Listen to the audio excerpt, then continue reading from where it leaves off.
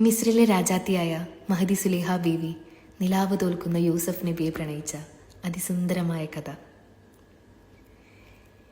ഇശലിന്റെ രാപ്പകൽ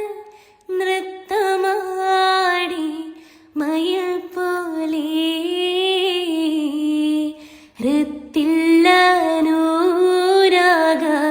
രാഗം പാടി കുയിൽ പോലെ മിസറിലെ രാജൻ അസീസിൻ്റെ ആരംഭ സൗജത്ത് മിന്നിത്തിളങ്ങി വിളങ്ങും സീന തൊളിരാജാത്തി